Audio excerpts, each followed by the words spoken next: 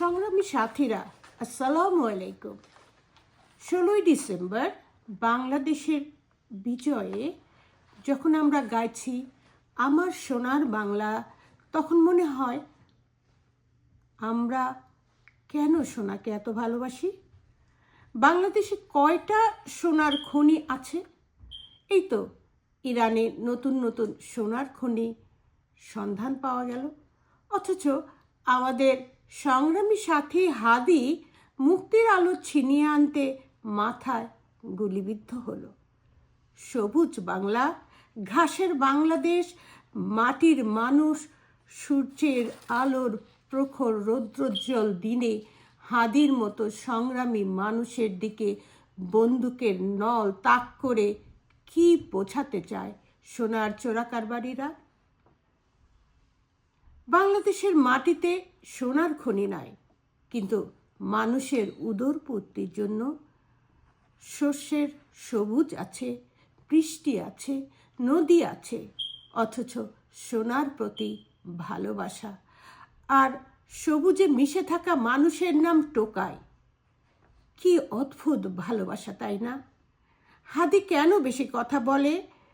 তাকে থামিয়ে দিতে সোনা প্রেমীদের গুলির গর্জন।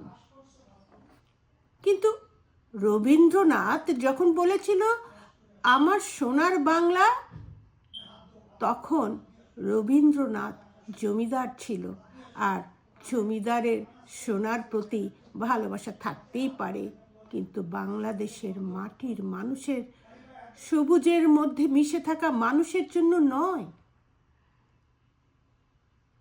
হাদি তো আলো আনতে চেয়েছে, তার মাথায় আলোর প্রতি ভালোবাসা বন্দুকের নল দিয়ে চেপে রাখা যায়নি। সেই আলো আরও বিক্ষিপ্ত হয়ে আকাশে কোটি কোটি তারা সৃষ্টি করেছে, যার দিকে তাকিয়ে থাকবে প্রজন্মের পর প্রজন্ম। তারা সৃষ্টির রহস্য খুঁজবে। এভাবেই সৃষ্টির রহস্য বিজ্ঞানীরা আলো দিয়ে পরিমাপ করতে থাকবে। এই আলো দিয়েই সময়কে পরিমাপ করা হয়। কবে এই বিশ্ব ব্রহ্মাণ্ডের সৃষ্টি হয়েছে? সেই 13.8 বিলিয়ন বছরের সৃষ্টির ইতিহাস হাদির মতো আলোর সন্ধানীদের ইতিহাস। বন্দুকের নল দিয়ে কি আলো নিভিয়ে দেওয়া যায়? নাকি নোবেল পুরস্কার দিয়ে মালালার মতো হাদিকে সম্মানিত করা হবে আলোর জগতে? আমরা চাই সারা পৃথিবী নোবেল পুরস্কার দিয়ে হাদিকে সম্মানের আসনে অধিষ্ঠিত করুক। আমি জানি যে পত্রিকাটি হয়তো আপনারা কখনো কেউ কিনেননি বা পড়েননি বা আপনাদের চোখে পড়েনি, কিন্তু পত্রিকাটি একটি গণমাধ্যমের পক্ষ থেকে প্রকাশ করা হচ্ছে।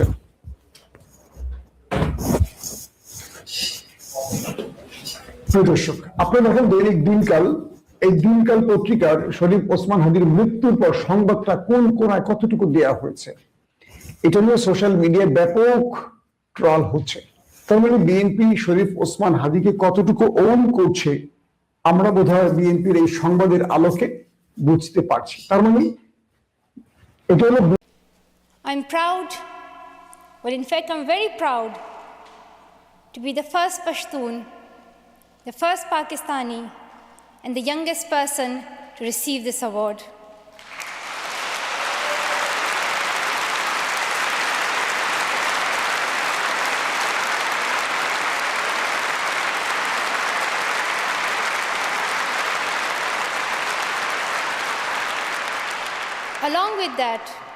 Along with that, I'm pretty certain that I'm also the first recipient of the Nobel Peace Prize who still fights with her younger brothers.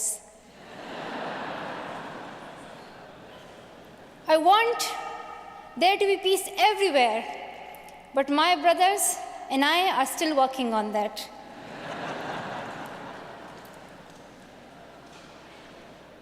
I'm also honored to receive this award together with Kailash Satyarthi, who has been a champion for children's rights for a long time, twice as long, in fact, than I have been alive. I'm proud that we can work together. We can work together and show the world that an Indian and a Pakistani, they can work together and achieve their goals of children's rights. এই যে একা একা চলাফেরা করছেন, জীবন নিয়ে শঙ্কায় ভুগেন না কখনো, যে মনে হয় না যে জীবন আমাকেও নিয়ে তো attack হতে শঙ্কা পারে? আছে। ধরেন এখন আমি জীবন নিয়ে শঙ্কা যদি করি, প্রথমত হলো আমি তো আমার কাজে সারাদিনই একা ঘুরতে হয়। কখন আমার সাথে 10টা ছোট ভাই থাকে, কখন আমি সারাক্ষণই একা থাকি।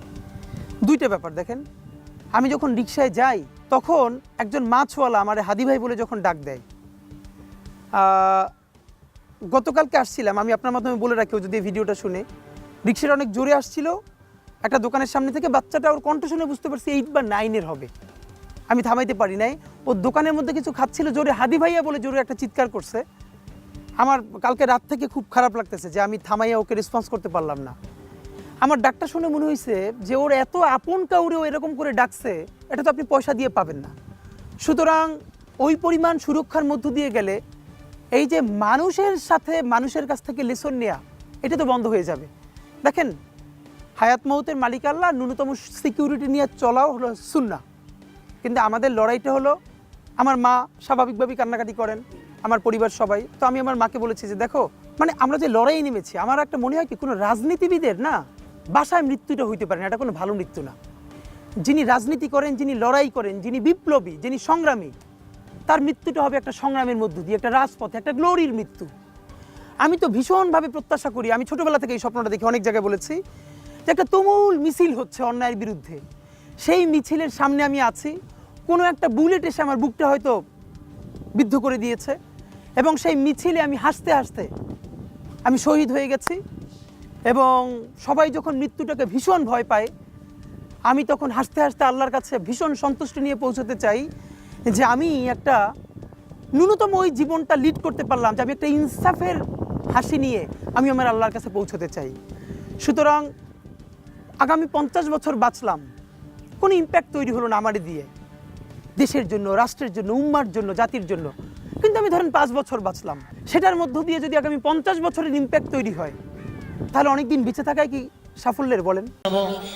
নামাজের মধ্যে যে সারা পড়ি এভাবেই সুবহানাকা আল্লাহুম্মা বিহামদিকা ওয়া তাবারাকা ইসমুকা ওয়া তাআলা জাদ্দুকা ওয়া জাল্লা সানাউকা ওয়া লা ইলাহা গায়রুক। দ্বিতীয় তাকবীরের পরে আমরা দুরূদ শরীফ পড়ব। তৃতীয় তাকবীরের পরে একটি দোয়া আছে, আল্লাহুম্মা গফির লিহাইয়িনা ওয়া মাইয়িতিনা, এই দোয়াটি আমরা পড়ব। চতুর্থ তাকবীরের পরে আমরা সালাম ফিরায়ে আমরা নামাজ শেষ করব। জানাজার নামাজ শুরু হচ্ছে।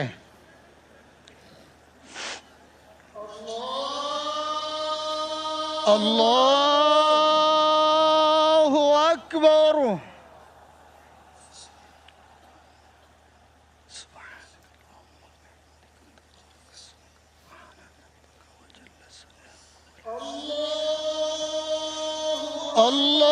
আল্লাহু আকবার।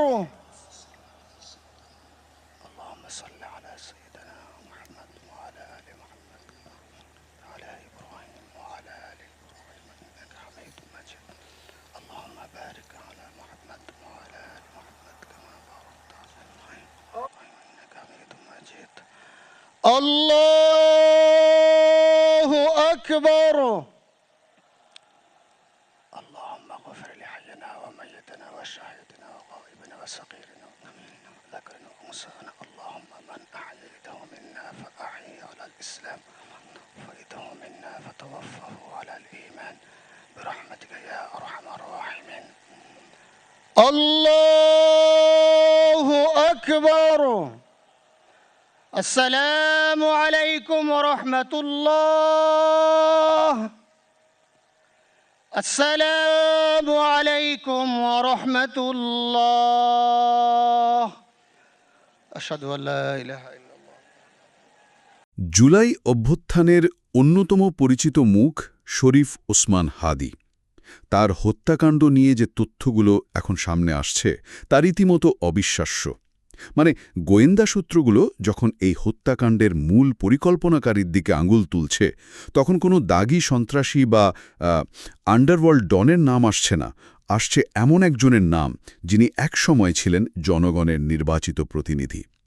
আজকের আলোচনায় আমাদের হাতে থাকা সোর্সগুলো ঘেঁটে আমরা বোঝার চেষ্টা করব কিভাবে একজন সাবেক উপজেলা চেয়ারম্যান একটা আন্তর্জাতিক কিলিং অপারেশনের মাস্টারমাইন্ড হয়ে উঠলেন।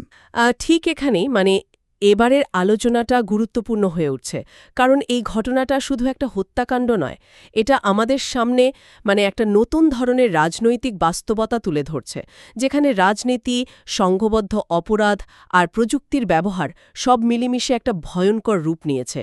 আগে আমরা রাজনৈতিক প্রতিহিংসার কথা শুনতাম, কিন্তু এখন যা দেখছি তা হলো দেশের বাইরে বসে রিমোট কন্ট্রোলের মাধ্যমে হত্যাকাণ্ড পরিচালনা করা। এটা আমাদের দেশের নিরাপত্তা আর রাজনীতির জন্য একেবারেই নতুন একটা চ্যালেঞ্জ। বিষয়টা তাহলে আর স্থানীয় কোনো রাজনৈতিক কোন্দলের মধ্যে সীমাবদ্ধ নেই, এটা একটা আন্তর্জাতিক মাত্রা পেয়ে গেছে। মূল প্রশ্নটা হলো কিভাবে এই পুরো নেটওয়ার্কটা তৈরি হলো, আর এর শেকড় কতদূর পর্যন্ত ছড়িয়েছে।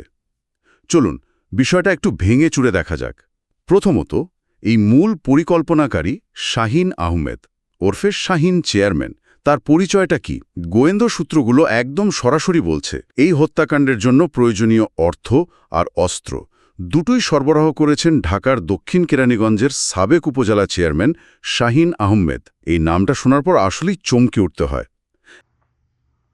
ধন্যবাদ।